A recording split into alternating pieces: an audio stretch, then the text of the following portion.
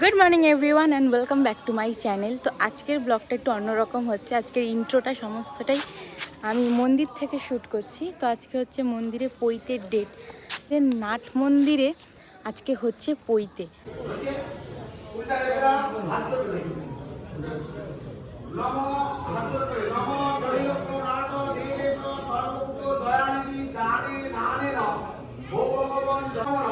সাবিত্রী পতনজনিত দীর্ঘ প্রায়শ্চিত্ত অনুবাদ মূল্য শ্রীবিষ্ণুর দৈবতম অর্চিতম তথা সম্ভব গোত্রনামে বিষ্ণুরম দশরথ জ্যৈষ্ঠমাসী বিশ্বরাশিতে ভাস্করের শুক্লপক্ষে ওখানে জল ঠিক আছে বলুন নম এই তস্মৈ নাট্যম মূল্যায়ন নমঃ এই কৃষ্ণকে ওই 100 টাকাটা ওটা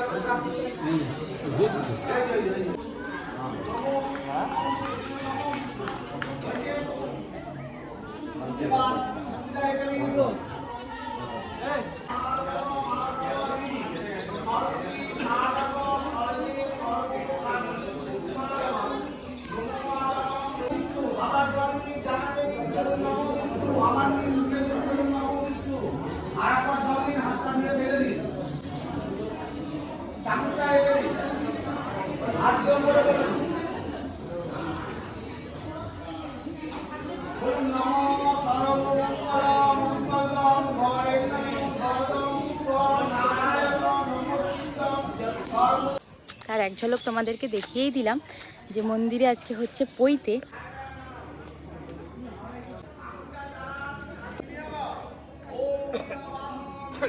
তো তোমরাও যদি কালীবাড়িতে ব্রহ্মময়ী মাকে সাক্ষী রেখে এইভাবে উপনয়ন করতে চাও, যোগাযোগ করো। আমি ডিসক্রিপশানে নাম্বার দিয়ে দেবো, সেই কন্ট্যাক্টে যোগাযোগ করে নিতে পারো। এবং মন্দিরে বিয়েও হয়। আমি নেক্সট কোনো একদিন সময় পেলে তোমাদের বিয়েটাও দেখাবো, আর খুব সুন্দরভাবে হয়।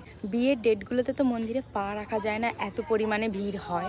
তো তোমরাও যদি এরকম কোনো স্পেশাল অকেশানকে আরও বেশি স্পেশাল করতে চাও, তো তোমরা নিচে ডেসক্রিপশানে দেওয়া নাম্বারটাতে যোগাযোগ করতে পারো। যে কোনো জিনিস শুরু করার আগে মায়ের আশীর্বাদটা কিন্তু খুবই দরকার। শ্যামনগর মূলাচর ব্রহ্মময়ী মন্দিরে শ্যামনগর স্টেশন থেকে মাত্র 2 মিনিটে হাঁটা পথে যে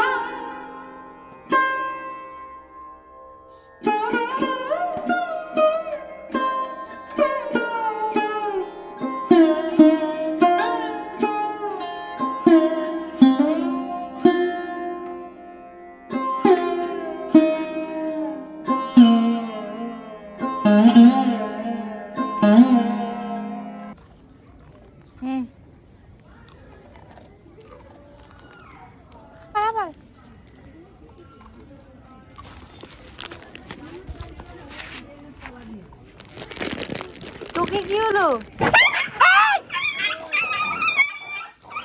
আমার ফ্ল্যাটের নিচে প্রায় 10টা কুকুর আছে। আমি সবাইকে রোজ বিস্কিট খেতে দিই। তার মধ্যেও থাকে না একজন খুব পছন্দের, কপিলা আমার খুব পছন্দের। একটু আগে তোমরা মন্দিরে ওকে আমি আদর করছিলাম, তোমরা দেখলে। ও শিব মন্দিরেই থাকে বেশিরভাগ, কারণ বাকি কুকুরগুলো ওর সাথে খুব অত্যাচার করে, ওকে কামড়ায়, ওর উপরে মারামারি করে। তো আজকে আমার সামনে জিনিসটা করলো আর আমার প্রচণ্ড খারাপ লেগেছে। ওরা ওকে মেরেছে, ওরা আবার ওরই ভাই বোন। ওই দুটোর শাস্তি হচ্ছে আমি ওদেরকে আর বিস্কুট দেবো না, না আদর করবো, না ওদের সাথে কথা বলবো।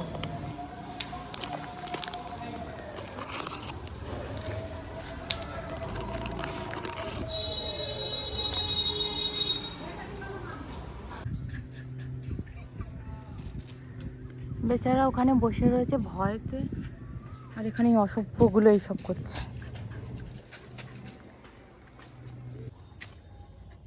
আমাকে ভয় বিন্দু মাত্র পায় না, বিন্দু মাত্র ভয় পায় না। আমি লাঠিটা দিয়েছি, লাঠিটা কামড়াচ্ছি।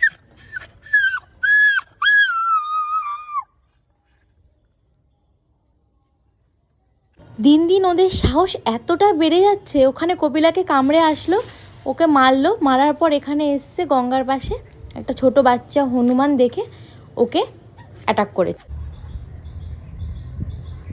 ওই যে বেচারা বসে আছে, আর এই দেখো এখানে অসভ্যগুলো বসে রয়েছে অপেক্ষায়। এদেরকে আর বিস্কুট খাওয়াবো না আমি। যাচ্ছি একটু গ্রসারি আইটেম আনতে, মা কিছু জিনিস আনতে বললো। সত্যি কথা বলতে এই রোদে আমার বেরোতে না এক ফোটাও ভালো লাগে না। আমি শ্যামনগর বাজার থেকে বলছি, শ্যামনগর কালীবাড়ি বাজার। হ্যাঁ, সবজির দোকান। আমার নাতি ফটো হচ্ছে আমাকে, ও প্রতিদিন আমার থেকে সদাই নেয়। হ্যাঁ, খুব ভালো সদাই নেয়, আর মেয়ে খুব ভালো মেয়ে, ওর মতন মেয়ে হয় না। আমাদের কালীবাড়ি মনে করে ও সব কিছু করে ইউটিউবে দেয়। ঠিক আছে, তোমরা আসবে, আমাদের কালীবাড়িতে ভালো ভালো মন্দির আছে, কালী মন্দির আছে, দেখার মতন জিনিস। হ্যাঁ, মার মন্দির দেখতে পাবেন, পুরো দক্ষিণেশ্বরের মন্দিরের মতো। আপনারা আসুন, দেখতে পারবেন, খুব সুন্দর জিনিস। গঙ্গা আছে, নানা ঘাট আছে, তারপর আপনার পরিষ্কার পরিচ্ছন্নতা আছে, দেখার মতন জিনিস।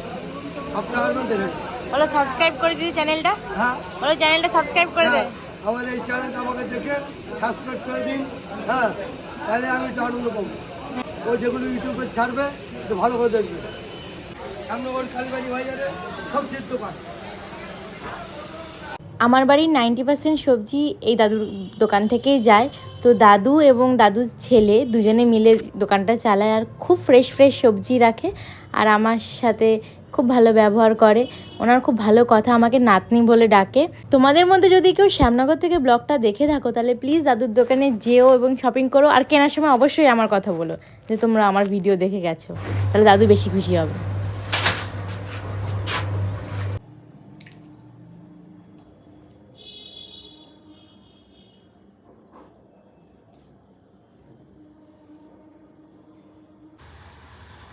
তো সন্ধে হয়ে গেছে, আমি সন্ধে দিয়ে গ্রিন টি নিয়ে বসে পড়েছি। আর আজকে ভালো লাগছিল না। আজকে তোমরা তোমরা সবাই ভিডিওটাতে দেখলে যে কপিলাকে কুকুরগুলো কিভাবে অ্যাটাক করলো। তো তারপর আমি ওকে মেডিসিন দিয়েছি। আর ওকে না সবাই এরকম করে, মানে ছোট বড় কুকুর যারা যারা ফ্ল্যাটের আছে সবাই মিলে ওকেই অ্যাটাক করে। ও সব থেকে নিরীহ, ও কাউকে কিছু করেও না, কারো সাথে পাশে থাকে না, ফ্ল্যাটের নিচে বসে থাকে। আর ওর সাথে না আমার একটা আলাদা অ্যাটাচমেন্ট আছে। ও কেমন আমাকে ডাকে, আমার ওপর অভিমান দেখায় বাড়ি না থাকলে। এর আগে ব্লগগুলোতে দেখেছো ও আমার সাথে স্টেশনে পর্যন্ত চলে যায়। আমি ওকে হাজার তাড়াই, হাজার বকি, মারতে তো পারি না, তো ও তাও আমার এখান থেকে মানে আমার পিছু পিছু নিয়ে স্টেশন অবধি চলে যায়। একদিন আমি খুব ভয় পেয়ে গেছিলাম, ও স্টেশন অবধি চলে গেছিলো, দিয়ে আমি ট্রেনেও উঠে পড়ছি। আমি ভাবছিলাম না ট্রেনে না উঠে পড়ে। তারপরে যেহেতু ওই দিনকে খুব ইম্পর্টেন্ট কাজ ছিল বলে আমি আর রিটার্ন আসতে পারিনি। তারপর যখন বাড়ি মানে ট্রেন থেকে নেমে আমি আগে গোটা স্টেশনটা প্রথমে খুঁজেছি যে ও আছে কি না কোথাও।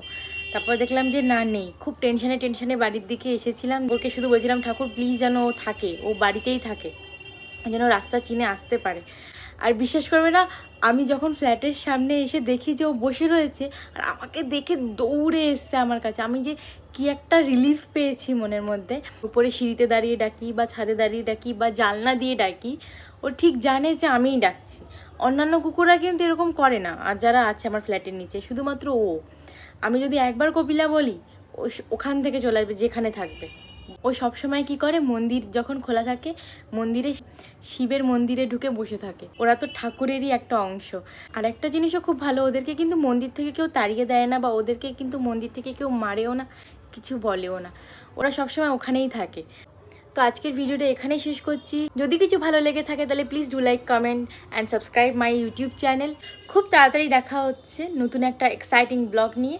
Till then take care, bye bye, tata, I love you.